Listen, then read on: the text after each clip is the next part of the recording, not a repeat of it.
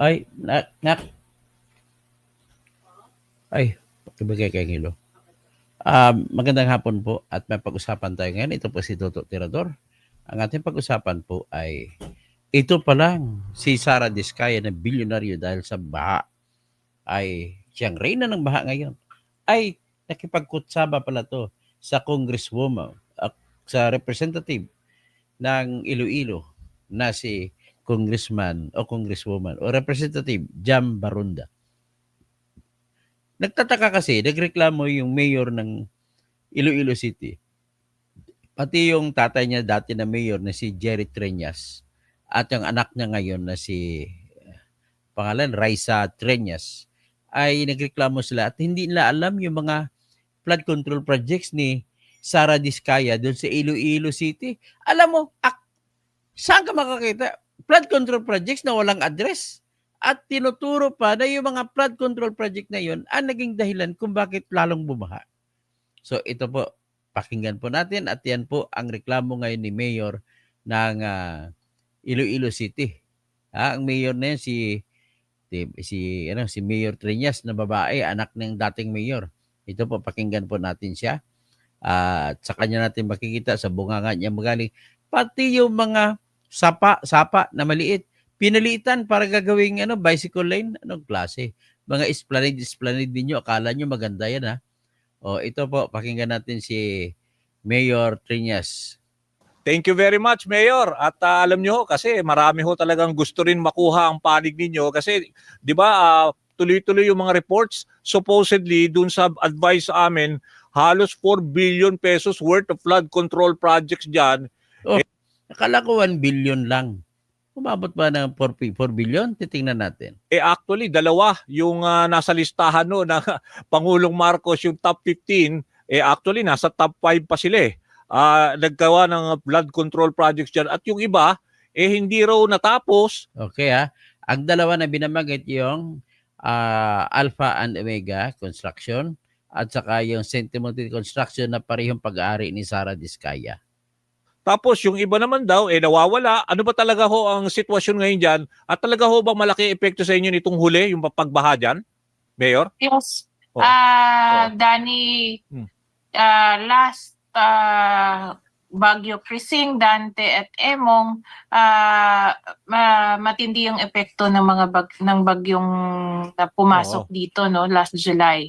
That's why noon pa lang I called out na yung DPWH na si Iloilo City District Engineering Office to give proper coordination kasi ilang barangays na submerged ng flood no. Usually ilang barangays lang but this time 90 barangays out of 180 barangays dito sa Iloilo. Wow. We have noticed that some of the projects caused flooding. Like for example, may isang project silang ginawa na sa creek ginawang bike lane. Creek ginawang bike lane. Ang creek pinalitan at ang gilid ay ginawa nila simentohan lang, ginawa nilang bisikletahan. At yung opening ng bike lane or yung ilang metro, mas malaki pa yung bike lane na meters instead sa creek. Upon talking to DPWH Regional Office, kasi nagpatulong na lang kami sa kanila kasi walang proper coordination yung district office, sinabi nila na yung opening dapat ng creek mas malaki at may standard. Tama. Oo. Pero yung nangyari, mas malaki pa yung bike lane. Nako. Pero bakit ka magagawa ng bike lane sa creek? Ayan, ginagawa ni Sara Diskaya yan Ginagawa ng Alpha Builders. Ano ko yan gumawa? Alpha, Omega o di ka St. Timothy Construction? Oo. Kaya nga, so ibig sabihin, na-compromise yung lagusan ng tubig. Kaya umapaw yung tubig dahil malawak yung bike lane. Pero di ba, pero di ba may approval dapat ng LGU yan at saka syempre may specification na sinusunod kung gaano kalaki yun. Hindi ibig sabihin hindi kumuha ng building permit. Di ba dapat kumuha ng building permit? At kung kukuha ng building permit, magsusumite sila ng plano. At bago bigyan sila ng Iloilo City building official, titingnan mo na ng building official ng Iloilo ang plano kung paano. Ibig sabihin, wala silang ginawang plano at hindi rin sila kumuha ng building permit. Basta ka nagpatrabaho nila ang DPWH Engineering District ng Iloilo. At mukhang masama naman natin ito. Sino-sino nila? Yung Representative Jam Barunda? Apat para hindi mabablock yung yung dinadaanan ng tubig dun sa creek. Yung problem, Danny, hindi naman sila ever since nag-coordinate sa LGU. Ilang times na kami nagsabi sa... Actually, hindi lang coordinate. Kung ako mayor yan, papatigil ko yan. Papahuli ko sila sa police. Illegal yan. Ang lahat ng trabaho na construction na walang permit ay pwede mo ikulong ang mga nagtatrabaho. Kanila publicly and also writing to them na mag-coordinate kayo sa LGU kasi para malaman din natin proper coordination will resort to better implementation of the projects. You know, one of the projects that they had 2 or 3 years ago during this flood, we've noticed kasi nag-personal message talaga sa akin yung isang residente doon na sabi niya, Mayor, ilang araw hindi bumababa yung baha. So pinapuntahan ko, Danny, just to find out na yung project ng Iloilo City District Engineering Office walang connection sa local na drainage. Grabe ha. O walang connection pala sa totoong drainage. So kinatwiran lamang, parang pinapakita na flood control projects pero pala yung project iba yung ginagawa. Pinapalusot na kasama sa flood control. Paano mo naman sabihin na yung bike lane magiging kasama sa flood control project? Ha? Congressman Barunda. Congressman Jam Barunda, ipaliwanag mo yan. Ipaathag mo sa mga residente sang Iloilo kung tama ng imo ginobra. Daw tinunto man na yang imo ginobra, Mr. Jam Barunda. Local drainage, okay. Di ba? Oo. Kaya nga, so, teka, ihimayin lang natin, no? Kasi sinasabi dito, iba-iba, no? Merong missing daw na mga flood control, meron daw yung mga hindi natapos. Ito naman, Barunda, ito yung mga hindi mo makita kung saan ginawa. Walang address. Anong klaseng flood control projects to? Pati address, inanod ng baha. Yung bang nire-refer nyo yung creek na nag-overflow dahil nga nilagyan ng bike lane, are you referring dito sa contractor na ano ba to? Yung sa St. Timothy Construction o yung Alpha and Omega? Ibang construction firms kasi yung andito because I think they have according to the record that they sent us, I'm not sure if this is official or meron pa mas maraming projects pa, 90 plus projects that yung Iloilo City District Engineering Office submitted to us. Ito atang pinagmamayabang ni Representative Barunda, Jam Barunda, na nakakuha daw siya ng 1 billion na pundo mula sa noong 2022. Ibig sabihin hanggang ngayon hindi pa ito naubos, hindi pa natapos. Sabi niya, in 2022, Representative Barunda announced that she had secured, babae pala ito, 1 billion pesos for Iloilo City's flood mitigation efforts, particularly for the comprehensive drainage plan initiated in 2017. Ano to? Meron kayong comprehensive drainage plan tapos hindi alam ng city? Anong klase ito?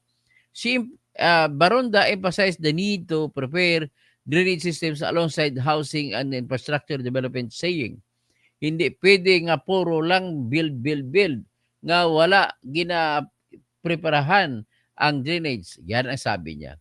So the funding she helped secure was coursed through the General Appropriations Act with support from DPWH House Speaker. Andyan na naman, Martin Romualdez and several senators. So implementing agencies and contractors, the DPWH and the Iloilo City District Engineering Office are the primary implementers of these projects. The contractors include St. Timothy Construction Corporation ng pag-ari si Sara Diskaya at saka Alpha and Omega General Contractors and Development Corporation, pag-ari rin ni Sara Diskaya. These firms have been linked to delays, suspensions, and alleged deficiencies, prompting national and local investigations. So controversies and clarifications in July 2025. Flooding in Haro District led to public criticism of a Barunda-backed infrastructure project. However, DPWH clarified that the flooding was due to creek obstructions, not the project itself. Oh, kunwari pa kayo. Baronda has publicly supported President Marcos Jr.'s anti-corruption audit. Oh, sumuporta ka pa sa investigasyon. Ikaw mo lang pala dapat investigahan. Ano to? Out of place ka na yan, may Mr. Baronda. Oh, pakinggan natin lalo si Mayor Treñas. Last July 31. It was the first coordination that we were able to get from them and first time to know na may mga projects pala na nga ganun. Yung ibang projects, that's why sinabi namin na may ghost kasi yung sa paper na binigay nila, walang specific areas. So, di ba, usually if you do a budget and project, dapat may mga specific areas. But like sinabi naman ni Sec Bonoan, walang ghost projects. I think if they can provide us with specifics and saan yung mga address ng mga projects, I think mas maging clearer na sa ating lahat. Pero Mayor, di ba, you only took over itong midterm election from your father? Kasi Yes. before your father, so ibig sabihin you're very much aware lahat ng mga construction projects even before you took over? Pinag-aralan mo rin yung mga flood control projects na yun at nakita mo na parang somehow may mga ghost na projects na although dinideny ng DPWH, pero for now, nakikita nyo ba na, kasi yung naglabas na ang Pangulo doon sa kanilang press con, na ito yung mga top na parang contractors na nakakopo, di ba? And sinasabi nyo ngayon na parang somehow aligned doon sa sinasabi rin ni Mayor Vico Soto, ito rin yung mga grupo na involved din sa iba pang flood control projects na kayo rin mismo pala ay naging biktima. Tama ba? Oh. Yes. Danny, I'll just say na yung projects that we've noticed na ghost projects kasi walang specifications. If DPWH can give us definite specific areas kung saan yung mga projects na yun, at least we're able to know and identify and give feedback kung ano na ba talaga yung status ng project. As of the moment, we can't give status kasi walang address yung mga projects na yun. Okay. Walang address sa mga project mo. Congresswoman Jam Baronda, ginatunto mo lang ang Iloilo. Jose Naig, sa inyo din, sa Megaw, balente, nagalupok-lupok agi kabaha. Paano yan? Hanggang yan, tatawagin ko na lang kayo, bahala na kayo sumagot. I will accept your replies.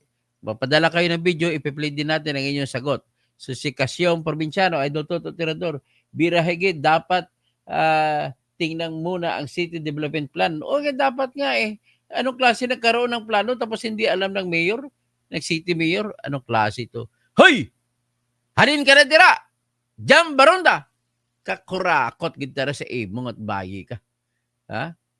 Galintik, gadi po. Taga-alagyan ninyo, no? Sige, galitik-litik agi niya. Hanggang dyan